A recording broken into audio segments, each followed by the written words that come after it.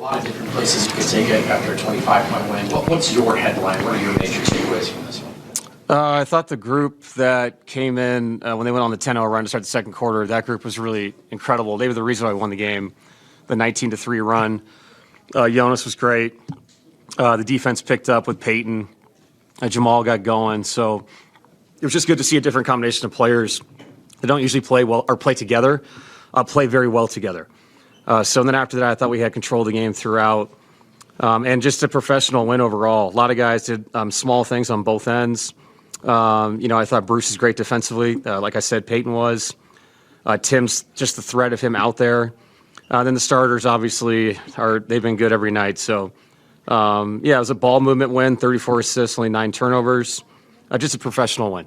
What made you want to try that lineup for that situation? I didn't want it to go 20-0. We had to go a different way. Just for whatever reason, there was no synergy there to start that quarter. Mostly defensively, though. I thought we got some decent looks against the zone. But we didn't get back and load up and gave them easy baskets. They saw the ball go in. I just had to make a small change. Nikola played the whole 12 minutes, so he couldn't come back in. But the CB lineup with Peyton and Bruce, the defense picked up a little bit. I thought CB was really impactful during that time. Coach, what is Jonas Valanciunas' scoring ability do for you guys off the bench? It seems like you've had a center that can just keep the ball to score like that, maybe besides Boogie in the last X amount of years. Yeah, it's a great comparison. I think it just calms you down. Against the pressure, you get the ball up the floor, that there's an outlet down there. Tonight was our best game with him so far of playing off movement and then finding him punching in at the rim later in offense instead of trying to just throw it into him over and over and over.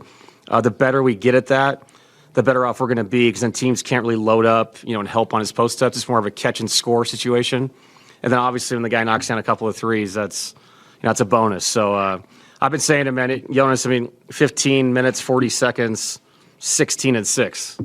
It's crazy efficiency. So our two centers tonight, 42 and 15 is pretty good. And then obviously Nicola's 9 assists. So a really good night from the center position. Would you like more Jamal's shot making or Jamal's playmaking? I like both, to be honest, because that's what the game is now with him. And the way people cover us and pick and rolls with the zero coverage sometimes, he's got to be aggressive to score. And I think it's harder than people realize that just hit the pocket every time. Teams are changing what they do throughout the game, out of timeouts, and all the pick and roll situations. He was dealing with getting blitzed with the second unit. But he was just really clean tonight. 23, 8, 4, 30 minutes. His efficiency from the floor, from three, from the free throw line all season long has been so impressive. So just win the game. Whatever they give you, take it. At which point do you decide, okay, this is a win? And for example, in this case, Nikola didn't go back in the fourth quarter later, so he was 1 point short for rebound, 1 assist for another triple-double.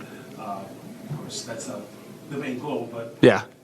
How does decision-making go in the final moments? Well, like you said, it's not the main goal. So it's getting him healthy. It's a great night for us, and we can sit him. Going into a back-to-back tomorrow at 7 o'clock, which is a really interesting back-to-back to have with a team that's been off for 2 days. This was a good thing for us to sit the guys. I understand stats. I understand the cup. I understand point differential. I also understand 82 games and us being healthy and trying to put ourselves in the best situation possible to win tomorrow. It feels kind of silly to ask.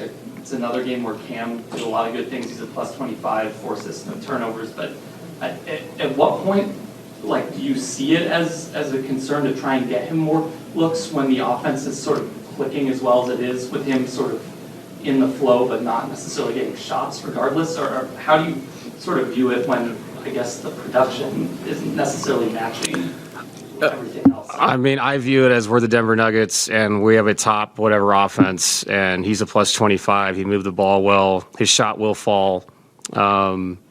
If you stop and you backpedal and worry about numbers of certain people, then you're not looking at the whole picture of who we are. And I know what you're saying. To get him going is one thing. For him just to play the right way is really all that matters. And he made some great passes tonight, cutting and moving. That unit was really good. And I don't know. I think I'd rather win games than do it efficiently and let people just work their way into what we do and not worry about just one person. Because Cam is part of our team. Our team's 6-2. Our team is statistically been okay. So we'll see how Cam does. I think he'll be fine. And I'm really proud of the whole group. I've told them that before the season. If you want to win big in this league, you have to be unselfish, and not every night's your night. Cam's going to have a night soon, and somebody else may not play a lot, and we'll talk about their production, but who really cares if we're winning? From a process standpoint, how do you feel about where the defense is at this point, too? It's good. I thought tonight we had great activity. We have to do a better job finishing possessions. I thought as the game wore on, they got second chances over and over and over. They finished with 24 second chance points. And you want to reward yourself for playing hard. When you play hard and you do the right things. And I thought as the game went on, we got better and better, with the late switching and kind of making them play one-on-one late in the clock. And, statistically, it says, I know it says our defense is great. I think it's a work in progress. And, tonight we didn't zone as much. We just manned most of the game. But if we stay consistent with the things we've talked about, and the fundamentals that we've worked on since, early October, I think you'll see us get better and better and better as a team. One more. I guess because we've never asked you about it. What do you think of the NBA Cup? I think it's cool. I mean, it's a great idea. I do know it's one of those things where it's hard to, look at it not as part of the 82, but you have to if you want to be into it and all those things. So I would love to move on and get out of the, whatever it is, the group stage? Yeah, I love FIFA. No, I think it's cool if you get out of it. If you don't, it puts you kind of in a weird spot, because you don't really know what your schedule's going and all those kind of things. But they've had great success with it. And I'll admit, when I first heard about it, I didn't know what to think of it. But it's been really cool over the last couple of years, especially when it gets down to Vegas, the tournament style. And it gives people something to really play for early. So, yeah, I think it's a cool idea. I look around sports in general and what baseball's done to make themselves better.